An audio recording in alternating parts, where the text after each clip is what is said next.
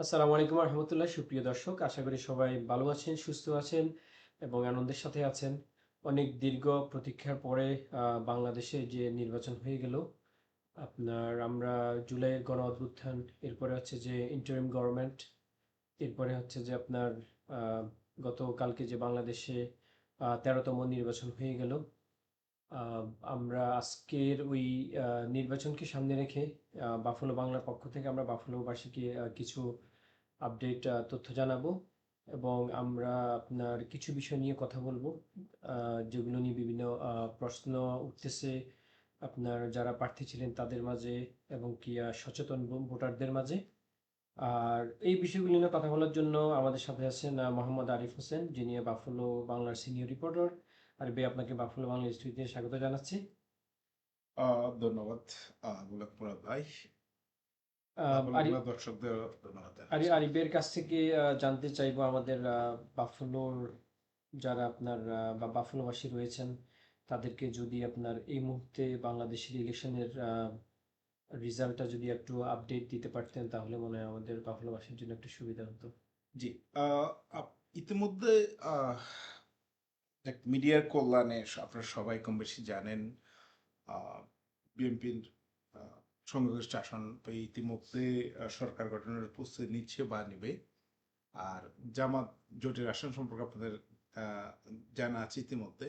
তো আমরা যদি দেখি সর্বশেষ নির্বাচন কমিশন এবং হচ্ছে বাংলাদেশের মিডিয়া আপডেট যদি আমরা দেখি, আসলে হলো যে প্রথম থেকে ইলেকশন শেষ হওয়ার পর পর থেকে বাংলাদেশের গণমাধ্যমের আহ, এক ধরনের রেজাল্ট, আবার সামাজিক যোগাযোগ মাধ্যম ফেসবুক মাধ্যম এক ধরনের রেজাল্ট।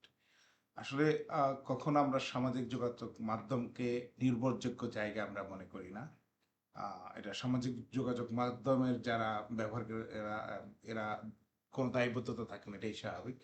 তো বাংলাদেশে যারা প্রথম সারির গণমাধ্যম, তাদের আহ, যদি আমরা হিসাব যদি দেখি, সর্বশেষ দৈনিক প্রথম আলো বিএনপি ও মিত্রদল 154টি আসন তারা উল্লেখ করেছে।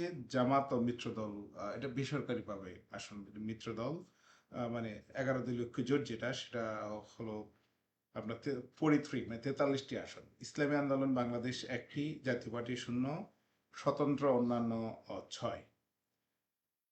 তো এখানে জামাত মিত্র দলের মধ্যে এনসিপিও রয়েছে। তো যে বিষয়টা আমরা আসলে বলতে চাচ্ছি সেটা হলো, মুরাদ ভাই বলেছেন যে কিছু বিষয় অভিযোগের বিষয়ে। নির্বাচনের যে রেজাল্ট গড়ে ধীরগতির নিয়ে হচ্ছে যে, বিশেষ করে জামাত জোটের পক্ষ থেকে ইতিমধ্যে অভিযোগ করা হয়েছে। যদিও ইলেকশন ইঞ্জিনিয়ারিং নিয়ে এখনো আহ, উম, দলীয় জামাত এবং অন্যান্য যারা বিরোধী পক্ষ, ওই এই ধরনের জায়গা থেকে আমরা এখন আনুষ্ঠানিকভাবে কোনো বক্তব্য পাইনি। যদিও আমাদের বাংলাদেশের যে পদ্ধতি, যে বাংলাদেশের কালচার, এই কালচার অনুযায়ী সবসময় পরাজিত দল ইলেকশন ইঞ্জিনিয়ারিং নিয়ে কথা ওঠায়। তো আমরা এখনো পর্যন্ত যদি আনুষ্ঠানিক এ ধরনের কোনো বক্তব্য পাই। তো যেটা মুরব্বী বলছিলেন, আপনার প্রশ্ন ছিল হলো আপডেট নিয়ে। তো আমি আরেকটা আপডেট, আপনি যে আমরা সম্ভবত আমার আমার দেশ আ- পত্রিকা আমার আম- সর্বশেষ সম্ভবত 210টার মতো। আমার দেশে যেটা রয়েছে এটা হচ্ছে আপনার বাংলাদেশ জাতীয়তাবাদী দল বিএনপি এবং জোট প্রাপ্ত আসন হচ্ছে 210। বাংলাদেশ জামাত ইসলামী জোট প্রাপ্ত আসন হচ্ছে 77। ইসলামী আন্দোলন বাংলাদেশ এক, অন্যান্য প্রাপ্ত আসন হচ্ছে 8। এটি হচ্ছে যে আমার দেশের আর যেই রেজাল্ট, আমার দেশ যে রেজাল্টটা দিয়েছে সেটা। তো আরিফের কাছে যাব, সেটি হচ্ছে যে আপনার যেহেতু আমাদের উপমহাদেশের ইলেকশন অথবা অন্যান্য দেশে হয়ে থাকে, আমরা যতটুকু জেনেছি যে কিছু কিছু কেন্দ্রে আপনার কম বেশি হালকা পাতলা যেটাই হোক আর যেভাবে আমরা দেখি না কেন মারামারি হয়েছে। আবার এমনও দেখা গেছে যে অনেক সময় যিনি প্রার্থী উনি তার বাড়ির সামনের দরজায় যে ভোট কেন্দ্রটা, সেখানে কেউ হেরে গেছেন, আবার কেউ দেখা গেছে যে বিপুল সংখ্যক ভোটে জিতে গিয়েছেন। তো এরকম কিছু কথা আসতেছে। তারপরে আবার আমরা তো ঠিক মনে হয় নাই এখন এখন আপনার বলতে পারবো যে ইঞ্জিনিয়ারিং হয়েছে, বাট জামাতের পক্ষ থেকে যেটা আপনার বাংলাদেশের ভোরবেলায় ওনারা ইলেকশন কমিশনে গিয়েছেন, যে এই ওনারা ওনাদের এজেন্টদের মাধ্যমে থেকে যে আপনার ইলেকশনের রেজাল্টটা পেয়েছেন, এরপরে আপনার যেটা সরকারিভাবে আসতেছে, এটা এখানে ওনারা পার্থক্য দেখতে পাচ্ছেন। এরপর হচ্ছে যে জামাতের আমির যে আসন থেকে বিপুল ভোটে জয়ী হয়েছেন, ওইটাকে পর্যন্ত এখনো ঘোষণা করা হয় নাই। তো এগুলোকে আপনি আপনি এটার মূল্যায়নটা কিভাবে করবেন? জি।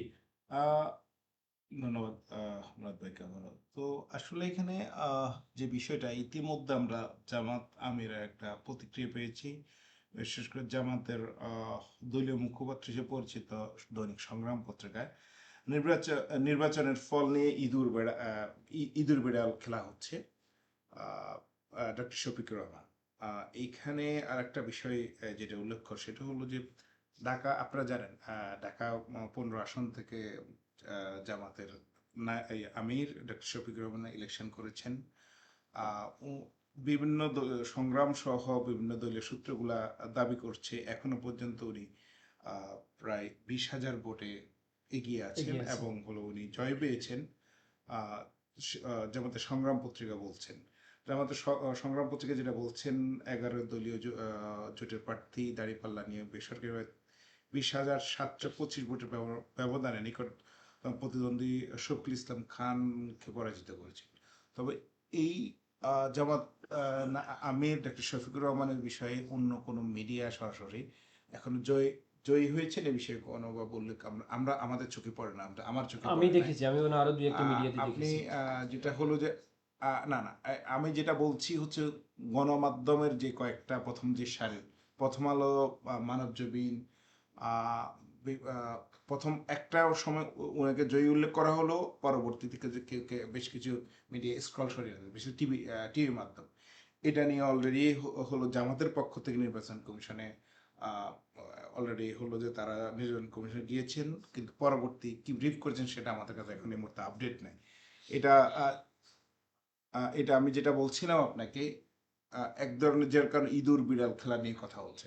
একই সঙ্গে আহ, জামাতের যেটা ব্যারিস্টার আরমান যে আসন তলি এবং আরমান আসনটা নিয়ে কথা হচ্ছিল, ওই আসনেও হলো যে প্রথম একবার ব্যারিস্টার আরমানকে জয়ী ঘোষণা করে আবার হলো স্থগিত করে আবার জয়ী ঘোষণা করা হয়েছে। আরেকটা বিষয় হলো যে আপনার ঢাকা ৮ আসন মির্জা আব্বাস এবং পাটোয়ারির আসন যেটা, আপনি যেটা বলছেন যে বাড়ির দরজা যে আসন, মানে মির্জা আব্বাসের যে স্থানীয় এলাকা শাহজাহানপুর এলাকা, এই মির্জা আব্বাস নিজের স্বকেন্দ্রে পরাজিত হয়েছেন, যদিও তাকে 5,000 মতো কিছু ভোটে উনি জয়ী হয়েছেন। আহ, পাটোয়ারির মতো একেবারে তরুণ এক আহ, যেটাকে বলা হলো যে প্রতিনিধির কাছে। প্রতিনিধির কাছে এইভাবে মির্জা আব্বাসের মতো প্রবীণ রাজনীতিবিদ পরাজিত জয়ী হয়েছেন, এটা ঠিক আছে দিন শেষে। তো কিন্তু একেবারে অল্প ব্যবধানে আপনার হ্যাঁ, এটা। পাটোয়ারি অভিযোগ করছেন। এটা অবশ্য পাটোয়ারি প্রথম দিক থেকে প্রথম সকাল মধ্য সময়ের মধ্যে নির্বাচন প্রায় 3 ঘন্টা পরে উনি অভিযোগ করেছেন আহ, মির্জা আব্বাসের লোকজন ভোট ডাকাতির চেষ্টা করছেন, ভোট ইলেকশন ইঞ্জিনিয়ারিং করছেন। এটা হলো যে উনি দিনের প্রায় 2টার দিকে উনি বলেছেন, আমি আচ্ছা। একটা সংবাদ মাধ্যমে দেখেছি এবং টিভিতেও দেখেছি। তবে দিন শেষে একটা কথা আমি যেটা বলবো সেটা হলো, আমি যদি আপনাকে বাংলাদেশের লাস্ট 2008 থেকে একটা নির্বাচনের চিত্র যদি আমি আপনাকে একটা তুলে ধরি, সব কিছুর আলোচনা সমালোচনার পরে এই নির্বাচনকে আপনি আহ, মানে খুব মানে প্রশ্নবিদ্ধ করার সুযোগ কম সেখানে। জি বলেন। নারী আসলে তো আপনার নির্বাচনটা যে হয়েছে আপনার, বিশেষ করে মাঠে, এটার ব্যাপারে কিছু ঘটনা ঘটেছে, এটা ঘটবে, এটা সব জায়গায় ঘটে। আপনার প্রশ্ন তুলনামূলক কম হচ্ছে, এটা সত্য। কিন্তু এখন আবার যেহেতু নির্বাচনের আপনার কিছু কিছু রেজাল্টের ডিলে হচ্ছে, আপনার সোশ্যাল মিডিয়াতে মানুষ বলা শুরু করেছে যে আপনারা নির্বাচনটাকে আপনার এই যে ভালো দেখিয়ে এখন আবার রাতের বেলায় আপনার গোয়েন্দা সংস্থাদের আপনার মাধ্যমে ভোটের রেজাল্টটা চেঞ্জ হয়ে যাচ্ছে। তো এটা অনেক স্পেসিফিক আপনার নাম বলেছে, বাংলাদেশের একটা বড় গোয়েন্দা সংস্থা। তো আহ, এখন এখন এই যে এখানে কিন্তু আবার দেখা যাচ্ছে যে আপনার প্রশ্নবিদ্ধ হয়ে যাওয়ার একটা সুযোগ, কারণ কেন এগুলো ডিলে হচ্ছে। আচ্ছা, আসলে যেটাকে আমরা দিন শেষে যেটাকে ইলেকশন ইঞ্জিনিয়ারিং যেটাকে বলা হয়, আসলে ইলেকশন ইঞ্জিনিয়ারিং কয়েকটা পদ্ধতি আছে।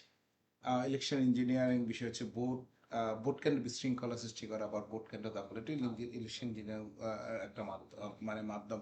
যেমন এই ধরনের আমরা কোনো চিত্র দেখতে পাইনি। অথবা হচ্ছে যে আপনি ডামি এজেন্ট দিয়ে, এজেন্ট সংখ্যা বেশি দিকে দিয়ে হলো যে আপনি একটা এমন একটা সিন ক্রিয়েট করা, প্রকৃতি এজেন্টকে খুন ঠাসা করা, ভোটের এই ধরনের আমরা কোনো অভিযোগ পাই নাই। তো গণনার সময় যেটাকে সূক্ষ্ম কারসাজি বলা, এবারে যে বিষয়টা নিয়ে কথা আসছে, এখনো পর্যন্ত জামাতের দায়িত্বশীল জায়গা বলতে হচ্ছে যে ডক্টর জুবাই সাহেব এবং হলো যেই জামাতের যিনি মুখপাত্র, উনি বলছেন ইলেকশন ইঞ্জিনিয়ারিং আমরা সন্দেহ প্রকাশ করছি, কিন্তু আমাদের কাছে এনাফ এভিডেন্স নাই যে আমরা এটা নিয়ে এখনো পর্যন্ত খুব আর্লি স্টেজ যে আমরা এটাকে ইলেকশন যে হয়েছে এই কথা বলতে পারছি না। এইদিকে ডাক্তার শফিকুর রহমান বলছেন এটা ইঁদুর বিড়াল খেলার কথা উনি বলছেন। তো এই ধরনের সম্ভাবনা উড়িয়ে দেওয়া যায় না, যদিও আর্লি স্টেজ। তবে আমি যেটা বলতে চাচ্ছি, এই বিপ্লব পরবর্তী যে নির্বাচিত যে গভর্নমেন্টের যে বিষয়ে এসেছে, নির্বাচিত এখন একটা গভর্নমেন্ট হয়েছে, এটা সত্য।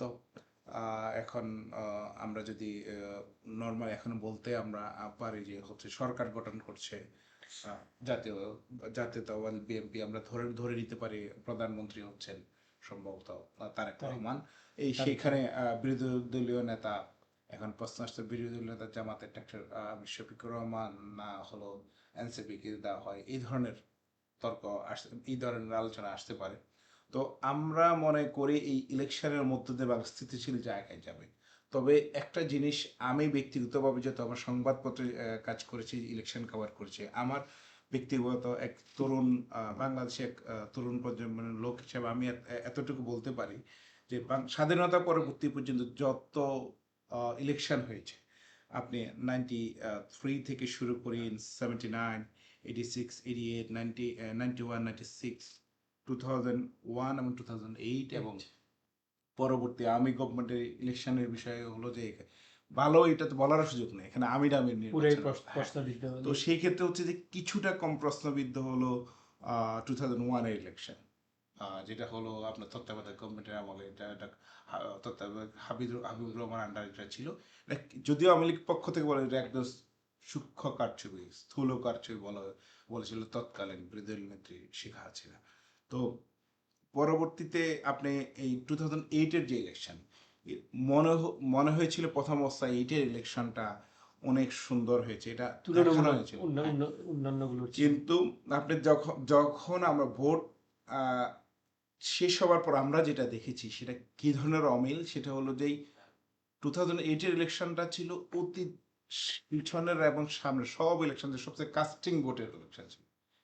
যে ইলেকশনে বলা হচ্ছে যে মানুষ কবর থেকে এসে ভোট দিয়েছে, যে ইলেকশনকে নিয়ে এটা ট্রল করা হতো, এবারও আমরা দেখছি কবরে পাহারা বসানো হয়েছে, মৃতরা ভোট দিয়েছে। তবে এই ইলেকশনের বর্তমান 2000 এখন 26 যে ইলেকশন, যে বিপ্লব পরবর্তী যে ইলেকশন, এই ইলেকশন যেটা হলো যে আমরা এখনো পর্যন্ত ভেরি আর্লি স্টেজ, যেটা নির্বাচন কমিশন ধারণা করছে এটা 50 থেকে 55-এর মতো সম্ভবত শতাংশ ভোট পড়েছে। এটা নর্মালি বাংলাদেশের যে ভোটের রেশিও, এই রেশিওটা যদি আমরা দেখি, আপনার এই সংখ্যাটা আপনার 55 থেকে 60-র মধ্যে থাকে, বেশি যায় না। বাট 2008 ইলেকশনে রেশিওটা ছিল 80 থেকে 88 পর্যন্ত ছিল। আবার কিছু কিছু হলো যে আপনার কাস্টিং ভোট ছিল 100-এর বেশি, 88 ক্যান্ডিডেট ছিল এটা। আচ্ছা, কাস্টিং ভোট অনেক বেশি ছিল, এগুলো অনেক বেশি প্রশ্নবিদ্ধ ছিল। আপনি অতীতের ইলেকশনগুলোর সাথে কম্পেয়ার করে বলতে চাচ্ছেন যেটা যে মোর অর লেস গতকালকের ইলেকশনটা 13তম বাংলাদেশে 13তম ইলেকশনটা ছিল হচ্ছে যে মোর ফেয়ার দ্যান এনি আদার। এখনো পর্যন্ত আমরা এটা বলতে পারি, এবং একটা জিনিস যেটা বলছি, আইন শৃঙ্খলা রক্ষা বাহিনীর যেটা বিষয়টা ছিল, যে ভূমিকা ছিল, এটা অত্যন্ত প্রশংসনীয়। এবং হলো এই ইলেকশন ছাড়া এর আগে যে 5টি ইলেকশন, 2008 ইলেকশন থেকে যে আমির ইলেকশন পর্যন্ত 126 জন লোক মারা গিয়েছিল, আমি যদি হলো আপনাকে ডাটাটা দেখাই, আমি আজকে এখানে আসার আগে একটা ডাটা সংগ্রহ করেছি। গতকালকের যে ইলেকশন এখানেও তো বলা হচ্ছে যে অ্যাটলিস্ট মনে হয় আপনার এইখানে আসলে আহ, 9 জনের মৃত্যুর মধ্যে হচ্ছে যে যেটা প্রকাশ করা হচ্ছে, সেখানে হচ্ছে যে 2 জন হলো ন্যাচারাল ডেথ। তারা সম্ভবত এই ধরনের ইলেকশনে তারা দায়িত্ব পালন করতে যে অসুস্থ হয়ে যে পড়েন।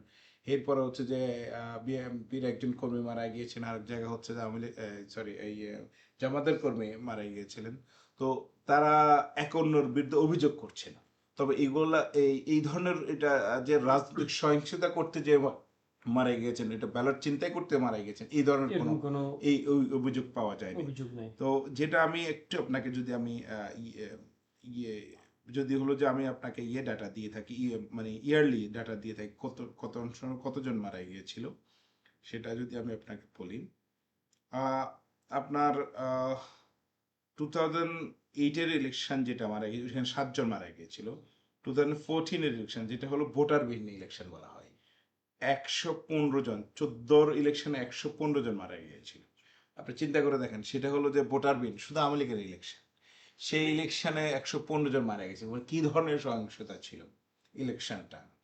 আপনি এরপরে 2018-এর ইলেকশন, যেটাকে রাতের ভোট হিসাবে বিশ্বে এক ধরনের মডেল হিসাবে ইয়েছে, রাতের ভোট। রাতের ভোট সেই ভোট বিস্ফোরকের একটা সেই ছিল। ভোটও হতো 16 মানে মানুষ মারা 16 গিয়েছিল। জনের মতো 16 মারা জনের গেছে। মতো 16 জনের মতো 2004-এর ডামি ইলেকশন, যেটাকে আমরা বলি আমি ডামি ইলেকশন, সেখানে হচ্ছে 2 জন মানে রাজনৈতিক সংঘর্ষ, ভোট ব্যালট পেপার চিন্তা করতে দিয়ে মারা গিয়েছিল। তো সেই জায়গা থেকে আমরা বিবেচনা যদি করি, আপাতত দৃষ্টিতে হচ্ছে যে এই ধরনের সংঘর্ষ বা কোনো ধরনের ঘটনা ঘটেনি। তবে একটা জিনিস বলে রাখা, ভোটের আমরা যদি হলো দেয়, আমি একটা বিষয় হলো যে আমরা আলোকপাত করি, মানে ইঞ্জিনিয়ারিং বিষয়টা এমন না যে শুধু এখন কানটা দখল করে করা যায়। এখন আর আগের অবস্থা নেই। আপনি বাংলাদেশের সবচেয়ে উল্লেখযোগ্য ঘটনা হলো 1973-এর ইলেকশনে শেখ মুজিবুর রহমানের খুনি খন্দকার মোস্তাক আহমেদ। এটা আমরা ইতিহাসে সবাই জানি। ওনাকে কুমিল্লা থেকে বিজয় করার জন্য কুমিল্লা থেকে শেখ মুজিবুর রহমানের নির্দেশেই হলো ব্যালট বক্স হেলিকপ্টারে করে ঢাকায় নিয়ে আসা হয়। হেলিকপ্টারে করে ঢাকায় নিয়ে এসে খন্দকার মোস্তফা জয়ী ঘোষণা করা হয়। যদি আমরা সবাই জানি, ইতিহাসের নির্মম সত্য ঘটনা হচ্ছে যে আহ, শেখ মুজিবুর রহমানকে নিহত হয়েছিল খন্দকার মোস্তাকের হাতে। তো এটা হলো তাই বাংলাদেশের ভোটের প্রথম কলঙ্কজনক একটা অধ্যায়। এর পরবর্তীতে এসে এখনো পর্যন্ত এসে আমরা জানি ভোটের বাংলাদেশের যদিও ভোট নিয়ে অনেক ধরনের কথা থাকে, বাংলাদেশের ইলেকশন ইঞ্জিনিয়ারিং মেনে না নেওয়ার প্রবণতা, এই ধরনের কালচার থাকে, আছে এটা। তো এই ধরনের তবে কালচার এখনো আছে। আসবে আমরা যদি আপনার এভাবেই বলি যে কিছু প্রশ্ন থেকেই যায় গতকালকের ইলেকশনের ব্যাপারে, যেহেতু আপনার কিছু জায়গা থেকে রেজাল্ট আসতে ডিলে করছে। এরপরে হচ্ছে যে বিভিন্ন জায়গায় দেখা যাচ্ছে যে মূল বোর্ড ছিল এটা, পরে ওইখানে আপনার এটার উপরে রিরাইট করে আরেকটা আপনার তথ্য দিয়ে দিচ্ছে, বিভিন্ন জায়গায় আপনার পার্থক্য দেখা যাচ্ছে। সো এই প্রশ্নটা আমরা জানবো নিঃসন্দেহে আপনার 11 দলের পক্ষ থেকে, ওনারা আজকে কি কি বলেন আপনার জাতিকে, সেদিকে আমরা চোখ রাখবো। আরেকটি বিষয়, যেটা ধরুন যে আপনার আমরা ধরে নিলাম যে আপনার বিএনপি সরকার গঠন করবে, এবং তারেক জিয়াই যে কথাটা বলেছে যে সাধ্যমতো চেষ্টা করবে দুর্নীতি রোধ করার জন্য, তো এখানে একটা মানে ইস্যু থেকে যায় যে সাধ্যমতো চেষ্টা করবে। এর অর্থ কি উনি কি পরিপূর্ণ ভাবে এটা করতে পারবেন না? এখন প্রশ্ন হচ্ছে, উনি বিএনপি সরকার গঠন করলে যেটার ব্যাপারে সবচাইতে আপনার বেশি কথা বলা হচ্ছিল যে পুরো বাংলাদেশের সব মানুষদেরকে নিয়ে আপনার একটা দেশ গঠন করা। এরপরে হচ্ছে যে আপনার যুব সমাজকে মূল্যায়ন করা। এরপরে হচ্ছে যে আপনার চাঁদাবাজি, তারপরে হচ্ছে যে আপনার দখলদারিত্ব, এগুলো থেকে এই দেশকে মুক্ত রাখা। আর বিশেষ করে হচ্ছে যে আহ, আমাদের এই ইন্টেরিয়র গভর্নমেন্টের আন্ডারে যে সমস্ত ইউনিভার্সিটির যে সমস্ত ইলেকশনগুলো হয়েছে ইউনিভার্সিটির, ওইগুলো আপনার মোটামুটি আপনার ঠিক ছিল, সুন্দর মতো হয়েছে। এবং একটা তো নির্বাচনকে সামনে রেখে একটা উদ্যোগ দিয়ে একটা ইলেকশনকে আপনার বিশ্ববিদ্যালয় একটা ইলেকশনকে স্টপ করানো হলো। তো সব মিলিয়ে আপনার আপনার কি মনে হচ্ছে বিএনপি কি আসলেই আপনার অতীতের চেয়ে সুন্দর একটি বাংলাদেশ উপহার দিতে পারবে? পাশাপাশি হচ্ছে যে আগামী যদি কোনো আপনার ছাত্র সংসদের নির্বাচনগুলো হয়, সেখানে কি আপনার মানে ছাত্রদল এবং অন্যান্য দলগুলো কি কোনো মারামারি হওয়ার আশঙ্কা, অথবা হচ্ছে যে এখানে কে নিবে কে নিবে না, এরকম কোনো সুযোগ আহ, আসবে কিনা, সৃষ্টি হবে কিনা? জি, আপনি আমি আরো কয়েকটা বিষয় অ্যাড করব তার আগে, আপনার এই প্রশ্ন যাওয়ার আগে আমি আসলে হচ্ছে যে নির্বাচন ইলেকশন ইঞ্জিনিয়ারিং নিয়ে, বিশেষ করে জামাত সমর্থিত যারা আছেন, তারা ইলেকশন ইঞ্জিনিয়ারিং নিয়ে অনেক ধরনের অভিযোগ ইতিমধ্যে গণমাধ্যমে অথবা সামাজিক মাধ্যমে তারা করার চেষ্টা করছেন। আমি আমাদের দর্শকদের উদ্দেশ্যে বলে রাখি, আসলে ইলেকশন ইঞ্জিনিয়ার কিভাবে হয় সেটা আমাদের একটা ধারণা দেওয়া উচিত। আপনার হলো যে ইলেকশন ইঞ্জিনিয়ার কয়েক ভাগ হতে পারে। আপনার ইলেকশন প্রথম জড়িত করা আমাদেরকে সেটা দেখতে হয়। তো সেটা হলো যে এই সরকার প্রশাসন, প্রশাসন বলতে হচ্ছে যে আপনার জেলা প্রশাসন এই পর্যায়ে, আমি সরকার একটা সেন্ট্রাল এর প্রশাসন, আইন শৃঙ্খলা রক্ষা বাহিনী, কারি বাহিনী, নির্বাচন কমিশনের বিভিন্ন পার্ট আছে। আপনি হলো এই প্রিসাইডিং অফিসার, ইলেকশন কমিশনার, এরপর নির্বাচন বুথ যারা দাবার করে, এই বডিগুলোর মধ্যে যে কোনো একটা বডি ইলেকশন ইঞ্জিনিয়ারিং করে দিতে পারে। এই বডিগুলোর প্রত্যেকটা বডি যদি হলো যে সমানভাবে কাজ করে, নিরপেক্ষ হয়, তাহলে একমাত্র ইলেকশন ইঞ্জিনিয়ারিং বন্ধ করা সম্ভব। আর এই বডির মধ্যে কোনো একটা বডি যদি হচ্ছে যে খুঁটি ঘুরিয়ে দেয়, তাহলে ইলেকশন ইঞ্জিনিয়ারিং সম্ভব। মূলত এবারের যে ইলেকশনটা হয়েছে, জনগণের যদিও প্রত্যাশা ছিল হচ্ছে যে জামাত কর্মীদের প্রত্যাশা ছিল যে তারা সংখ্যাগরিষ্ঠ আসনে সরকার গঠন করবে, আম, এবং হচ্ছে যে, এটার বিএনপি বিরোধী দল থাকবে। আসলে বাস্তবতা যদি আমরা ভোটের মাঠের দিকে তাকাই এবং আদার বিবেচনার দিকে তাকাই, তাহলে এই বাস্তব পরিস্থিতি সম্ভব না হলে, জামাত সরকার না গেলেও ধারণা করা হয়েছে জামাতের আসন সংখ্যা আরো বেশি থাকবে, অ্যাটলিস্ট 100-র উপরে থাকবে। 100-র উপরে, এটা ধারণা করে। তো এই আহ, 11 দলীয় ঐক্য হ্যাঁ, জোটের 100-র উপরে এটা থাকবে। ধারণা করেছে। এগুলোর সাথে অনেকগুলো ফ্যাক্টর জড়িত, আমরা এখন সেই দিকে আমরা যাব না। আপনি যেই কথাটা বলছিলেন, প্রথম কথা হচ্ছে যে ইলেকশনের আগে আমরা দেখেছি ডাকসু ইলেকশন গুলা, সরি ডাকসু ছাত্র সংসদের ছাত্র ইলেকশন গুলো। সংসদ ইলেকশন গুলা। তো আমি যেহেতু ঢাকা ইউনিভার্সিটি থেকে পড়াশোনা শেষ করেছি, আমি সেই ডাকসুর বিষয়ে আমি একটু বলি।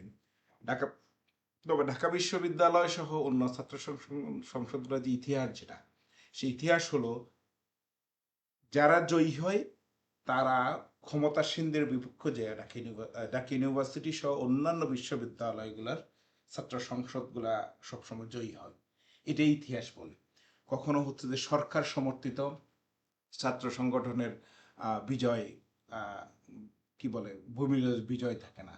কারণ ঢাকা বিশ্ববিদ্যালয়, জাহাঙ্গীরনগর বিশ্ববিদ্যালয়, এই ধরনের পাবলিক বিশ্ববিদ্যালয়গুলোর শিক্ষার্থীরা অনেক বেশি সচেতন, তারা শিক্ষিত, তারা যাদেরকে নেতা নির্বাচন করবে গোপন ভোটের মাধ্যমে, তাদের নেতা নির্বাচন আর হচ্ছে যে আমাদের ন্যাশনাল ইলেকশনের নেতা নির্বাচন, দুইটা ভিন্ন পদ্ধতি। আচ্ছা। এই পদ্ধতিগত বিষয়ের কারণে ইউনিভার্সিটিগুলার যে ছাত্র সংসদ নির্বাচন, এগুলো ভিন্ন রেজাল্ট আমরা দেখতে পাই।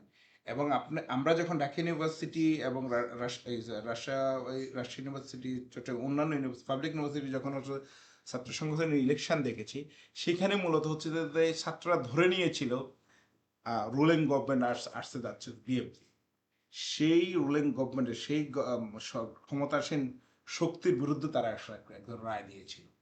এখানে অন্যতম ফ্যাক্টর ছিল এটা। তো ভবিষ্যতে যদি ইলেকশন যদি সুষ্ঠু হয় দেখো ছাত্র সংসদগুলার, সেক্ষেত্রে আমার যতটুকু ধারণা, আমার ব্যক্তিগত অভিজ্ঞতা থেকে বলতে পারি, আপনার হলো যে সরকার বিদেশি ছাত্র সংগঠন আসার সম্ভাবনা বেশি। আমি বলছি না এখানে শিবির অথবা অন্য কিছু যে আসতে পারবে, সরকার বিরোধী যারা, সরকার তারা আসার বিরোধী যারা, সম্ভাবনা তারা আছে। আসার সম্ভাবনা বেশি। এখন আসেন যে আমরা যে আপনার আগামীর বাংলাদেশ দেখছি, সেটা আসলে বিএনপি পারবে কিনা? জি, এটা এটাই এখন আসলে আমাদের সবারই কোয়েশ্চেন। তবে আমি যেটা দেখছি সেটা হলো, ব্যক্তিগতভাবে 25শে ডিসেম্বর তারেক রহমান দেশের মাটিতে পা রেখেছেন। উনি প্রথম দেশের মাটিতে পা রেখে আহ, মানে জুতা ছেড়ে খালি পায়ে দেশের মাটি টাচ করেছে। এটা এক ধরনের মানুষের আবেগ কাজ করছে এখানে।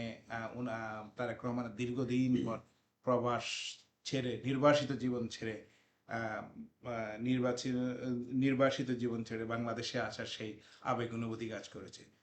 তবে উনি যখন নির্বাচনে প্রচারণা আগ পর্যন্ত উনার যে কথার যে ধরন, পরিমিত যে কথার ধরন, ওনার যে মানবিকতা, এই বিষয়গুলো নিয়ে আলোচনা হচ্ছিল।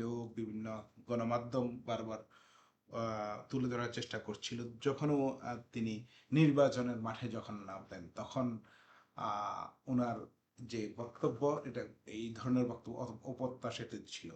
আমরা জানি না, হয়তোবা উনি প্রতিযোগিতার খাতিরে এটা বলেছেন, হয়তোবা প্রতিদ্বন্দ্বিতার খাতিরে নির্বাচন প্রচার করতে যেটা বলেছেন। তো এখন যে পরিস্থিতিতে এসে দাঁড়িয়েছে, এবং আমরা বিপ্লব পরবর্তী সময়ে যে বিষয়গুলো আমরা দেখেছি বিএনপি নেতাকর্মীদের মাধ্যমে, বিএনপি নেতাকর্মীদের বিষয়ে প্রচুর চাঁদাবাজির অভিযোগ ছিল। ছিল। টেম্পো বলা হয় যে টেম্পো স্ট্যান্ড দখল সহ বহু, এমন কোনো জায়গা নেই দখলবাজি থেকে মুক্ত ছিল, সব জায়গা দখল মুক্ত ছিল। তো এখন আমরা আশা করব তারেক রহমান যেটা করবেন, যে আহ, যারা বিরোধী দল হবেন তাদেরকে নিয়ে দেশ পরিচালনা করবেন। এটা এটা আমাদের প্রত্যাশা থাকতেই পারে। আমরা তার উপর আশা করি তিনি যেন হচ্ছে যে একটা বাংলাদেশকে দুর্নীতি মুক্ত বাংলাদেশ উপহার দিতে পারেন, সন্ত্রাস মুক্ত বাংলাদেশ উপহার দিতে পারেন। তবে আমরা জানি না তার 69% ঋণ খেলাপি নিয়ে উনি ইলেকশন করেছেন। তার ক্যান্ডিডেটদের মধ্যে 69% ঋণ খেলাপি বলা হচ্ছে। তো এই ধরনের ক্যান্ডিডেট নিয়ে উনি কতটুকু দুর্নীতি মুক্ত বাংলাদেশ উপহার দিবেন, সেটা কিন্তু প্রশ্ন থেকেই যায়। আচ্ছা, পরিশেষে যেটা আপনার কাছে জানতে চাইবো, ধরুন যে সামহাও বিএনপি ফেল করলো, যে আকাঙ্ক্ষার বাংলাদেশ আমরা চেয়েছিলাম, সবাই চেয়েছিল, ফেল করলো। ফেল ফেল করলে সবাই দেখলো যে আমরা 1 বছর সময় দিলাম, আমরা দেখছি যে কি কেমন করছে, ফেল করলো, তখন কি বাংলাদেশে আরেকটি বিপ্লবের সম্ভাবনা দেখা দিবে? আসলে হলো আমরা আগাম যদি বলি ফেল করবে বা ফেল করলে এটা দেখা দিবে কিনা, বাস্তবতা হলো দেশ পরিচালনা অনেক কঠিন বিষয়। আপনি আহ, বাংলাদেশের যদি দেখেন, প্রশাসন থেকে শুরু করি, আইন শৃঙ্খলা থেকে শুরু করি, আপনার সামরিক বাহিনী, পুলিশ বাহিনী, বিডিআর, র্যাব, প্রত্যেকটা সেক্টরে, ব্যাংক সেক্টর সহ প্রত্যেকটা সেক্টর এমন ভঙ্গুর পরিস্থিতি ছিল, যেটা এই প্রথম বছর মোকাবেলা করে এটা অনেক কঠিন হয়ে দাঁড়াবে। যদি হচ্ছে যে, মানে আমাদের যে রাজনীতিবিদরা অতীত থেকে শিক্ষা না নিয়ে যদি হচ্ছে যে আহ, এম, আন্তরিক হয়ে দেশপ্রেমে উদ্বুদ্ধ হয়ে যদি কাজ না করেন, তাহলে ব্যর্থ হওয়ার সম্ভাবনা অনেক বেশি। অনেক বেশি। আমাদের 2 বছর লাগবে না, 1 বছরের মধ্যে আমরা অনেক বিষয় দেখতে পাবো। অর্থাৎ আন্তরিকতা নিয়ে কাজ করলে, দেশপ্রেম নিয়ে কাজ করলে, সততা অবশ্যই নিয়ে কাজ করলে 1 বছরের মধ্যেও সম্ভব। জি। আর যদি সেটা না হয়, তাহলে there is a big question mark, জি। যে আপনার নতুন এটা প্রজন্ম আমরা আবার হয়তো আপনার ময়দানে এসে আবার এই যে আরেক স্বপ্ন দেখবে, যে আমরা অতীতের দিকে যাতে আর ফিরে না যাই। আমরা যেটা বলছি আসলে, আমরা যেখানে থাকি, আমরা আমাদের জন্মভূমি, আমরা জন্মভূমিকে সবাই ভালোবাসি, আমরা জন্মভূমির কল্যাণ কামনা করি। আমরা আমরা প্রবাসে যারা আছি, আমরা একে অন্যের ভাই, আমাদের মধ্যে কোনো ভেদাভেদ নাই। আমরা জামাত বিএনপি যে আসুক, তারা দেশ যদি পরিচালনা ভালো করতে পারে, আমরা সবাইকে সাধুবাদ জানাবো। সুপ্রিয় দর্শক, আপনারা এতক্ষণ দেখলেন বা বাংলাদেশের গতকালকে যে নির্বাচন, এটা নিয়ে আমাদের আলোচনা পর্যালোচনা, এই ছোট্ট আসলে আমরা কিছু বিষয়কে সামনে আনার চেষ্টা করেছি, এবং আমরা নিঃসন্দেহে সবাই বাফলো বাংলাতে এবং বাংলাদেশ অন্যান্য মিডিয়াতে আমরা চোখ রাখবো, যেহেতু ভোট গণনার ব্যাপারে আরো কিছু বিষয় রয়ে গেছে, এবং বিভিন্ন দলগুলো থেকে যে সমস্ত কথা আসতেছে, আহ, ওইগুলো দেখার জন্য, শোনার জন্য। তবে একটা একটা জিনিস যেটা সবাই বলছে এবং বলতেছে, যে দিন শেষে আমরা আপনার বাংলাদেশ আগের চেয়ে অনেক ভালো বাংলাদেশ আমরা দেখতে পারবো। বিশেষ করে প্রবাসীরা যখন আমরা বাংলাদেশে বেড়াতে যাই, আমরা অনেক সময় বিভিন্ন সময় এয়ারপোর্ট থেকে শুরু করে বিভিন্ন জায়গায় হয়রানির শিকার হই, অথবা আমরা যখন এই বিশ্বে যখন সুন্দর একটা পরিচালনা দেখে যাই, ওইখানে গেলে আমরা যখন দেখি যে বাংলাদেশের বয়স 52-53 বছর হয়ে গেল, তারপরও একটা পর্যায়ে আসলো না, তখন স্বাভাবিক আমাদের নিজের কাছে খারাপ লাগে। তবে হ্যাঁ, এটা বলতে হবে, গত 52 বছরে যারা যতটুকু উন্নতি করেছে, এই জন্য তাদেরকে সাধুবাদ জানাতে হবে, বলতে হবে, এটা না বললেই নয়। কিন্তু অপরদিকে আমরা যদি বিশ্বের অন্যান্য দেশের সাথে কম্পেয়ার করি, অথবা কম্পেয়ার না করেও আমরা বাংলাদেশকে একটা আমাদের যারা এই দেশকে লিড দিয়েছেন একটা পর্যায়ে নিয়ে যেতে পারতেন। তো সেটা আগামীতে আপনার হবে কিনা সেটা বলে দিবে বাংলাদেশের জনগণ, বলে দিবে বহির্বিশ্বে প্রবাসীরা যখন বাংলাদেশ সফর করতে যাবেন তখন। আমরা চাই আগামীতে একটি সুন্দর বাংলাদেশ হবে, যে বাংলাদেশ সবাইকে নিয়েই আপনার গঠন করা হবে। ততক্ষণ পর্যন্ত সুন্দর বাংলাদেশ দেখার লক্ষ্যকে সামনে রেখে সবাই ভালো থাকুন, সুস্থ থাকুন, সাথে থাকুন।